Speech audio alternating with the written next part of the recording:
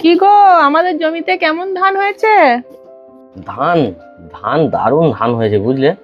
এইবারে দুর্গাপুজোতে কিছু ধার বাকি করব, করে পুজোটা খুব ভালো করে কাটাবো বুঝলে তো। তারপরে ওই ধানের পয়সা বিক্রি করে তারপর শোধ করে দেবো। আর এত ভালো ধান হয়েছে, এবারে আমাদের ধার দেনা সব মিটে যাবে মনে হয় বুঝলো গিন্নি। এই সত্যি? তাহলে আমাকে একটা ভালো শাড়ি কিনে দেবে তো পুজোয়? হ্যাঁ গো, তোমার শাড়ি, ছেলেদের প্যান্ট জামা সবই হবে। ভালো, খুব ভালো ফলন হয়েছে। দেখি আজকে এই মেশিনটা বাগাচ্ছি, আজকে নিয়ে আসবো। কালকে গিয়ে আমি এই ধানের বীজটা দিয়ে আসবো বুঝলে তো। সব ঠিকঠাক আছে কি না একটু দেখি। তাহলে আমাদের পুজোটা ভালোই কাটবে বলো। মেশিন ঠিকই আছে বুঝলে গিন্নি।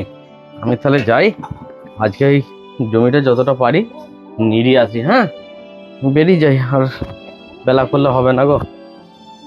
হ্যাঁ যাও। দুর্গা দুর্গা। হ্যাঁ।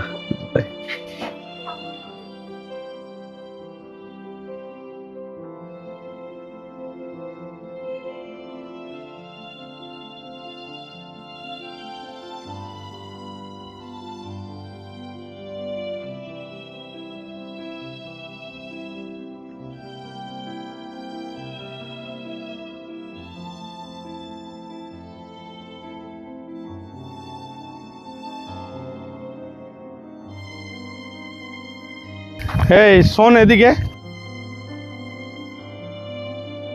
মালিক, যাই মালিক। হ্যাঁ মালিক বলো। তোর জমির মেয়াদ শেষ হয়ে গেছে, যতদিন দেওয়ার কথা ছিল দিয়ে দিয়েছি, এবার থেকে জমির দখল আমি নেবো।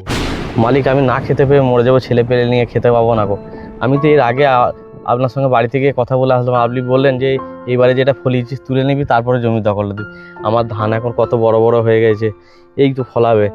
এই মুহূর্তে যদি আপনি আমার জমিটা কেড়ে নেন, আমার তো মানে মুখের অন্ন কেড়ে নেবেন আপনি। দয়া করুন, আমার ওপর দয়া করুন মালিক। না না, ওসব দয়া ফয়া হবে না, দয়া ফয়া আমার নাই। দয়া দেখি আমি খাবো কি? তোর জমির মেয়াদ শেষ হয়ে গেছে, জমির দখল আমি এবার নেবো।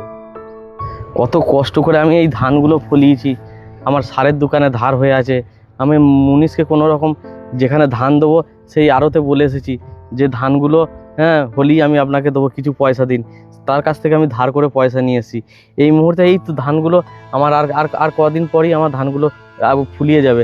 আমি ধান কেটে আমি বলছি তো আপনাকে দিয়ে দেবো জমি, আপনাকে আমি ছেড়ে দেবো, আমি জমি রাখবো না। আমাকে একটু একটু দয়া করুন আপনি, নাহলে মরে যাবো একদম, ধনে প্রাণে শেষ হয়ে যাবো আমি। না না, কাল থেকে জমির আলো তুই আসবি না। তুই ধার করেছিস না, তুই ইয়ে করবি, তুই কি করে শোধ করবি সেটা তুই বুঝবি। জমির আলো একদম আসবি না, সরে যা জমির আলো থেকে সরে। এবার যেন জমির আলো আমি না দেখি, কাল থেকে যেন আর একদম জমির আলো আসবি না।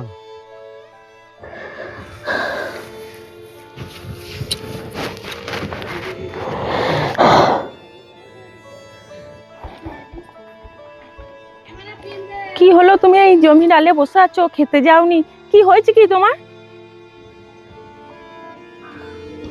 কি বলবো তো গিন্নি তোমাকে, আজকে আমি চরম অপমান হয়েছি। কি হয়েছে তোমার? তুমি কাঁদছো কেন? সর্বনাশ হয়ে গেল গো গিন্নি, বিরাট সর্বনাশ হয়ে গেল। তোমার সর্বনাশটা কি হয়েছে তুমি আমাকে বলো, তুমি এইরকম করছো কেন? দেখো কত স্বপ্ন আমাদের, নিজে হাতে কত সুন্দর করে চাষ করেছি। দেখো ধান বড় হয়েছে, তোমাকে আমি কথা দিয়েছিলাম কত কিছু কিনে দেবো, আমাদের ধার দেনাগুলো এবারে শোধ হয়ে যাবে। সব সর্বনাশ হয়ে গেল।